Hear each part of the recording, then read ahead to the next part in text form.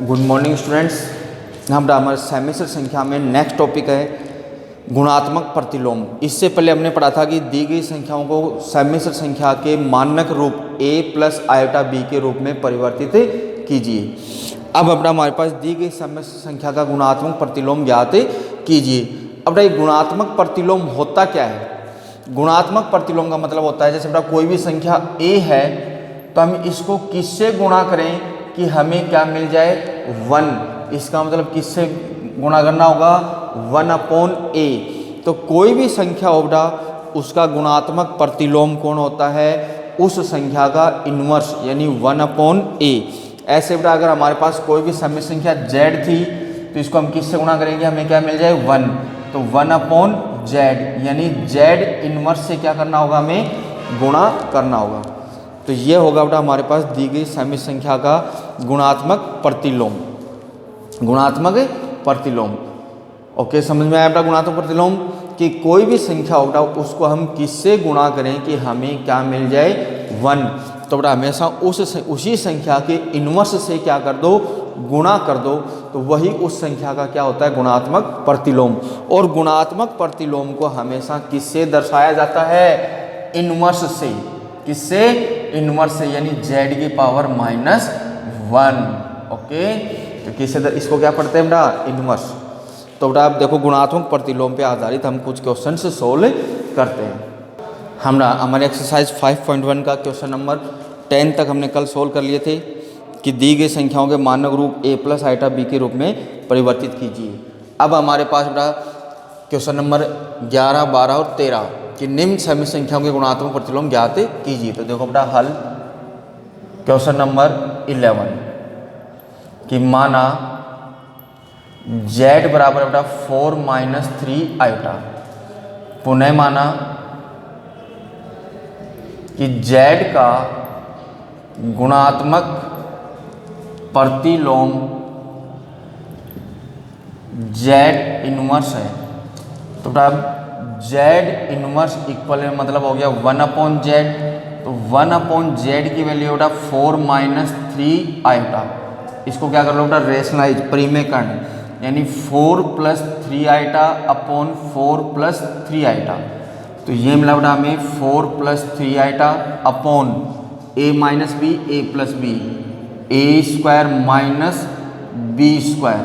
तो ये हो गया बेटा हमारे पास 4 + 3 आयोटा, 4 का स्क्वायर 16 -3 का स्क्वायर 9 आयोटा का स्क्वायर आयोटा²। अब बेटा आयोटा² की वैल्यू क्या होती है हमारे पास? -1। तो बेटा हमें मिला यहाँ से 4 + 3 आयोटा अपॉन 16 + 9 यानी 4 + 3 आयोटा अपॉन में 25। 25 से बेटा सेपरेट डिवाइड कर दो 4/25 प्लस 3/25 आयोटा। तो आंसर आ गया बेटा अतः z का गुणात्मक प्रतिलोम 4/25 प्लस 3/25 आयोटा है। ओके, तो बेटा गुणात्मक प्रतिलोम ज्ञात करने के लिए हमें z इन्वर्स का मान ज्ञात करना है। और z इन्वर्स का मान किस रूप में ज्ञात करना है? a प्लस आयोटा b के रूप में ज्ञात करना है।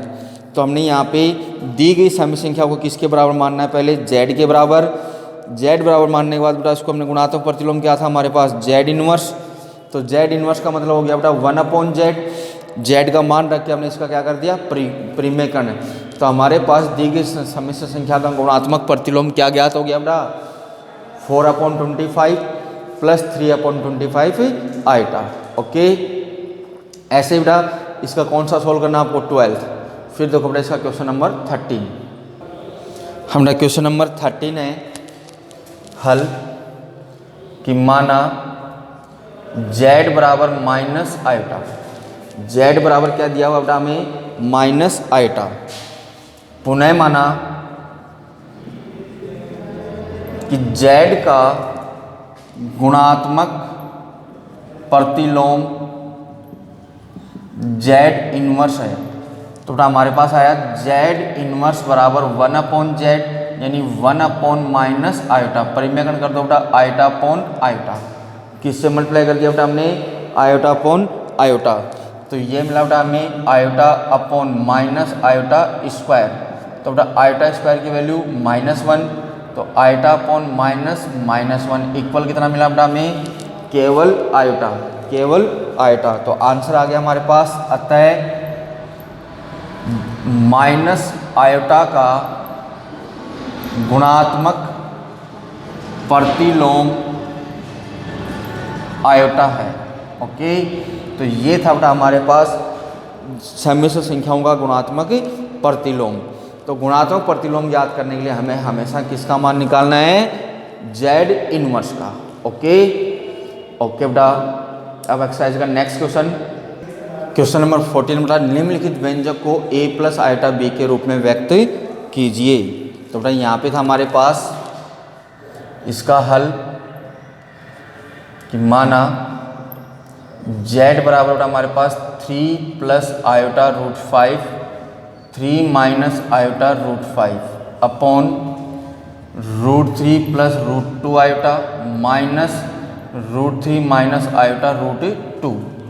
तो ये मिला बेटा हमें z equal a plus B A minus B, A square minus iota root 5 का square upon root 3 plus root 2 iota minus root 3 plus iota root 2। तो बेटा ये मिला हमें z इक्वल 3 का square 9 plus minus iota square और root 5 का square 5 upon इस रूट 3 से रूट 3 कैंसिल, ये हो गया बेटा हमारे पास 2 रूट 2 आयोटा। अब बेटा आयोटा स्क्वायर की वैल्यू -1, तो हमें z बराबर मिला बेटा 9 प्लस 5 अपॉन 2 रूट 2 आयोटा। तो बेटा z equal 14 upon 2 root 2 iota, 2 से कैंसिल हो गया बेटा 7 टाइम, तो z equal 7 upon root 2 iota. Iota upon में आ गया, तो इसके लिए हम इसको क्या करते हैं, रेशनलाइज परिमेयकरण। तो हमें मिला बेटा z equal 7 iota upon root 2 iota square, वापिस बेटा आयोटा स्क्वायर की वैल्यू -1, तो हमें मिला बेटा z equal 7 by minus root 2 iota, यानी z इक्वल मिला बेटा 0 प्लस -7 अपॉन रूट 2 आयोटा। तो ये था बेटा हमारे पास दी गई सम्मिश्र संख्या का कौन सा रूप, a प्लस आयोटा b रूप, जिसमें a की वैल्यू कितनी आ गई बेटा हमारे पास 0 और b की वैल्यू आ गई बेटा कितनी, -7 अपॉन रूट 2। ओके, तो ये थी बेटा हमारे पास सम्मिश्र संख्या की हमारी एक्सरसाइज 5.1। अब नेक्स्ट एक्सरसाइज 5.2। अब नेक्स्ट टॉपिक है बेटा हमारे पास सम्मिश्र संख्याओं का ध्रुवीय रूप। तो बेटा ध्रुवीय रूप की माना हमारे पास बेटा कोई भी सम्मिश्र संख्या है z बराबर a प्लस आयोटा b, तो इसका ध्रुवीय रूप होता है बेटा z बराबर r cos theta plus iota r sine theta. ध्रुवीय रूप क्या होगा बेटा हमारे पास सम्मिश्र संख्या का, r cos theta plus iota r sine theta. यहाँ पे r जो है वो किसको दर्शाता है बेटा, मापांक, यानी उस सम्मिश्र संख्या का परिमाण, मोड, उस सम्मिश्र संख्या का मोड। और थीटा हमारे पास किसको दर्शाता है, कोणांक को, कि वो सम्मिश्र संख्या फर्स्ट क्वाड्रेंट में है या सेकंड में या थर्ड में या फोर्थ में, और वो उस मूल बिंदु के साथ अगर उसको अपन दर्शाया जाए तो वो किस कोण पे है, यानी उसका ढाल कितना है। तो यहाँ पे बेटा मापांक और कोणांक ज्ञात करके हम इस ध्रुवीय रूप में वापस पुट करते हैं, तो हमें क्या मिल जाता है, सम्मिश्र संख्या का ध्रुवीय रूप। तो ध्रुवीय रूप ज्ञात करने के लिए बेटा इसको मान लिया हमने, ये समीकरण 1 और ये समीकरण 2, इस सम्मिश्र संख्या का ध्रुवीय रूप ये है बेटा।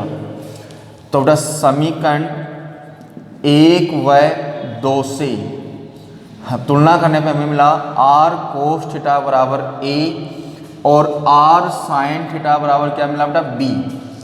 दोनों को वर्क करके अगर हम जोड़ दें, ये था बेटा हमारे पास समीकरण 3 और ये हमारे पास समीकरण 4। तो देखो समीकरण 3 व 4 को वर्ग कर जोड़ने पर, वर्ग कर जोड़ें तो बेटा हमें मिला r square cos square theta plus R square sine square theta बराबर A square plus B square. R square हमने कॉमन ले लिया तो अंदर बचा बेटा cos square theta plus sine square theta बराबर बचा बेटा A square plus B square. इसकी वैल्यू क्या होती है बेटा 1, तो हमें आर स्क्वायर मिला बेटा A square plus B square. तो आर इक्वल हो गया root of A square plus B square. तो ये सम्मिश्र संख्या का क्या होता है बेटा मापांक। क्या बोला जाता है इसको मापांक। अगर किसी भी सम्मिश्र संख्या का हमारे से क्या पूछता है बेटा मापांक, तो मापांक ज्ञात करने के लिए क्या होगा हमेशा root of A square plus B square. A होगा सम्मिश्र संख्या का वास्तविक भाग और बी होगा सम्मिश्र संख्या के काल्पनिक भाग यानी आइटा का गुणांक। ओके, फिर ज्ञात करना बेटा हमें इसमें कोणांक। तो कोणांक ज्ञात करने के लिए बेटा समीकरण 4 में 3 का भाग देने पर भाग दो, तो बेटा इसमें मिला हमारे पास R sine theta upon R cos theta बराबर बी अपॉन ए। आर से आर कैंसिल, टेन थीटा बराबर बी अपॉन ए। तो थीटा बराबर मिला बेटा हमें tan inverse B upon A. इसको क्या बोला जाता है बेटा सम्मिश्र संख्या का कोणांक। क्या बोला जाता है कोणांक। अब ये बेटा जो कोणांक है ये हमेशा किस पे निर्भर करता है दी गई सम्मिश्र संख्या कि किस चतुर्थांश में है, फर्स्ट में है, सेकंड में है, थर्ड में है या फोर्थ में है। तो ये सम्मिश्र संख्या कैसे पहचानी जाती है कि किस चतुर्थांश में है, तो उसके लिए देखो बेटा, उसके लिए जैसे हमने पहले ये ले ली a plus iota B, A plus iota B. कोणांक के बारे में समझा रहा हूँ बेटा कि कोणांक कैसे ज्ञात होगा और वो भी किस चतुर्थांश में है दी गई सम्मिश्र संख्या उस पर आधारित होगा। तो पहले हमें ये देखिए, तो बेटा फर्स्ट चतुर्थांश में दोनों x भी पॉजिटिव y भी पॉजिटिव, इसमें x नेगेटिव y पॉजिटिव, इसमें दोनों नेगेटिव और इसमें x पॉजिटिव और y नेगेटिव, यही होता है बेटा। तो देखो हमारे को सम्मिश्र संख्या थी a प्लस आयोटा बी। इस a प्लस आयोटा बी का मतलब a भी पॉजिटिव है और b भी पॉजिटिव है। मतलब कौन से चतुर्थांश में है दोनों, फर्स्ट में। कि अगर a भी पॉजिटिव और b भी पॉजिटिव है तो कौन से चतुर्थांश में, फर्स्ट में। फर्स्ट चतुर्थांश में तो वहाँ पे कोणांक यानी थीटा का मान ज्ञात करने के लिए आपको केवल काम में क्या लेना है, ten inverse b upon a। इससे हमारे पास उस सम्मिश्र संख्या का क्या ज्ञात हो जाएगा बेटा, कोणांक ज्ञात हो जाएगा। ओके, ये तो था बेटा फर्स्ट।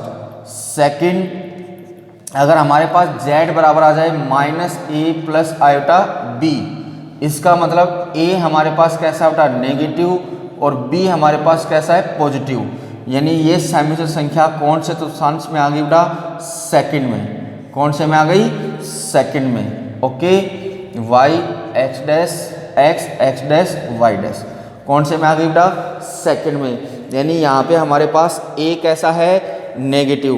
तो सेकंड में अगर आ गई तो बेटा वहाँ पे हमारे पास कोणांक ज्ञात करने के लिए, आर्गुमेंट ज्ञात करने के लिए हमारे पास होगा थीटा बराबर pi minus tan inverse B upon A. Okay, तब ये इससे ज्ञात होगा 180 में से उसको क्या कर दो माइनस, क्योंकि ये कोण 90 का और ये पूरा 180 का। तो इसके लिए आपको क्या करना होगा, pi minus tan inverse b upon A. कैसे पता चला, अगर a नेगेटिव हो और b पॉजिटिव हो तो सम्मिश्र संख्या कौन से चतुर्थांश में जाएगी, सेकंड में। नेक्स्ट, अगर हमारे पास तीसरा पार्ट अगर सम्मिश्र संख्या इस रूप में आ जाए a माइनस आयोटा b, इसका मतलब a कैसा है बेटा पॉजिटिव और b कैसा है बेटा नेगेटिव। b कैसा है नेगेटिव, सॉरी दोनों ही नेगेटिव आ जाए कि a भी नेगेटिव और b भी नेगेटिव। इसका मतलब सम्मिश्र संख्या x y x dash y dash कौन से में आ गई बेटा, थर्ड चतुर्थांश में। कौन से में आ गई, थर्ड में। कौन से में आ गई, थर्ड में। तो इसके लिए हमें क्या ज्ञात करना है, कोणांक। तो इसके लिए कोणांक ज्ञात करने के लिए हमारे पास थीटा बराबर होगा बेटा pi plus tan inverse b upon A. Okay, pi plus tan inverse B upon A. कब? जब दी गई सम्मिश्र संख्या कौन से चतुर्थांश में हो? कौन से में हो? तीसरे में हो। अब बचा हमारे पास कौन सा? चौथा। कौन सा? चौथा चतुर्थांश। तो चौथे के लिए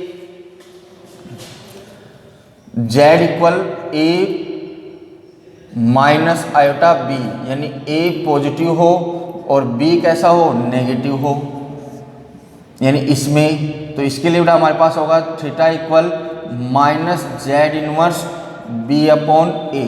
तब इसका कोणांक ये होगा क्या? Minus b upon minus tan inverse b upon A. Okay, यानी फर्स्ट चतुर्थांश के अंदर थीटा कैसा होता है? पॉजिटिव, और सेकंड के अंदर थीटा कैसा होगा? थीटा कैसा होगा? Pi minus theta, pi minus theta. और थर्ड के अंदर कितना होगा? या तो माइनस पाई और pi minus theta, minus pi minus theta. और फोर्थ के अंदर कितना होगा? Minus theta. यानी बेटा इस आर्गुमेंट को आप ये भी ले सकते हो क्या? Theta equal minus pi minus tan inverse B upon A, इस तरह से भी ले सकते हो थर्ड वाले के लिए। कौन से वाले के लिए? थर्ड वाले के लिए। ओके, तो ये थे बेटा हमारे पास दी गई सम्मिश्र संख्या का क्या ज्ञात करना है हमें? मापांक और कोणांक। तो मापांक किससे डिनोट होगा बेटा? आर से, जिसकी वैल्यू हमेशा कितनी होती है? Root of A square plus B square. और कोणांक है वो हमेशा किस पे निर्भर करेगा कि दी गई सम्मिश्र संख्या कौन से चतुर्थांश में है? फर्स्ट में, सेकंड में, थर्ड में या फोर्थ में। ओके ओके बेटा, अब देखते हैं हम एक्सरसाइज 5.2 के कुछ क्वेश्चंस। हम बेटा अब हमारे एक्सरसाइज 5.2 में फर्स्ट और सेकंड क्वेश्चन में क्या पूछ रहा है कि निम्नलिखित सम्मिश्र संख्याओं में प्रत्येक का क्या ज्ञात कीजिए? मापांक और कोणांक। तो बेटा मापांक ज्ञात करने के लिए हमारे पास फॉर्मूला क्या था? r equal root of A square plus B square. और कोणांक किस पे निर्भर करेगा कि दी गई सम्मिश्र संख्या कौन से चतुर्थांश में है। देखो बेटा इसके लिए हल फर्स्ट का कि z बराबर है बेटा -1 माइनस आयोटा रूट 3। तो बेटा a प्लस आयोटा b से तुलना करने पर, तो बेटा a की वैल्यू हो गई हमारे पास -1 और b की वैल्यू हो गई -√3। पहले बेटा हम याद कर रहे हैं मापांक। मापांक r क्या था बेटा हमारे पास? Root of A square plus B square. तो ये हो गया बेटा हमारे पास -1 का स्क्वायर -√3 का स्क्वायर। तो ये मिला बेटा हमें रूट ऑफ 1 प्लस 3। टोटल कितना मिल गया बेटा? रूट ऑफ 4, यानी कितना मिला हमें? 2। तो मापांक कितना आ गया बेटा हमारे पास? 2। अब हमें ज्ञात करना है बेटा कोणांक। अब हमें क्या ज्ञात करना है? कोणांक। तो कोणांक बेटा यहाँ पे दी गई सम्मिश्र संख्या कौन से चतुर्थांश में है? कोणांक के लिए बेटा कोणांक के लिए बेटा थीटा बराबर था हमारे पास tan इनवर्स b अपॉन ए। लेकिन यहाँ पे z क्या? z कौन से चतुर्थांश में बेटा? तृतीय चतुर्थांश में है। कौन से चतुर्थांश में है? तृतीय चतुर्थांश में है। z दी गई संख्या में, क्योंकि a भी नेगेटिव है और b भी नेगेटिव है, तो कौन से में हो गया बेटा? तृतीय में हो गई, फर्स्ट सेकंड थर्ड में हो गई। तो या तो हम यहाँ पे निकाल लें तृतीय चतुर्थांश के लिए क्या बताया था मैंने आपको? tan इनवर्स पाई माइनस क्या बताया था बेटा? Minus pi minus theta. तो तृतीय चतुर्थांश के लिए हो गया थीटा बराबर माइनस पाई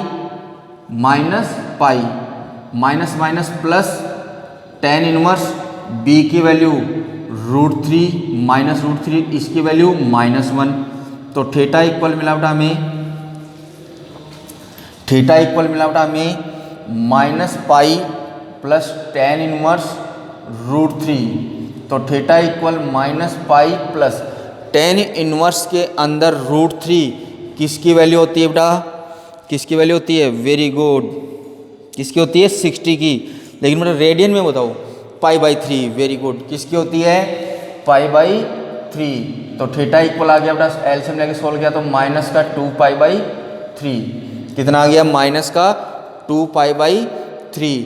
तो बेटा इसका मापांक तो कितना आ गया, तो आंसर लिख देंगे हम, अतः अभिष्ट मापांक 2 और कोणांक -2π/3 है। ओके, तो इसका मापांक तो कितना आ गया बेटा 2 और कोणांक कितना आ गया हमारे पास -2π/3। अब हमारे पास सेकंड पार्ट है इसका, देखो क्वेश्चन नंबर सेकंड का हल, z बराबर है -√3 plus iota, a plus iota b से तुलना करने पर, तुलना करें तो बेटा यहाँ पे a की वैल्यू हो गई -√3 और b की वैल्यू कितनी हो गई बेटा 1। पहले हमें क्या याद करना है, इसका मापांक r क्या था बेटा, √a² प्लस b², तो बेटा √−√3 का स्क्वायर प्लस 1 का स्क्वायर, तो बेटा ये हो गया हमारे पास कितना 3 + 1 यानी √4, कितना मिला बेटा 2। तो इस समिश्र संख्या का मापांक भी कितना आया हमारे पास 2। अब हमें ज्ञात करना है कोणांक। बेटा कोणांक के लिए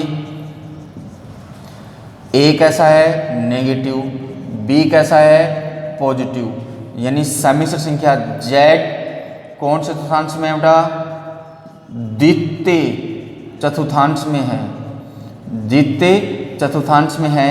तो बेटा द्वितीय चतुर्थांश के लिए हमारे पास कोणांक यानी थीटा का मान क्या था, π-tan−1 mod ऑफ b/a था, क्या π-tan−1 mod ऑफ b/a।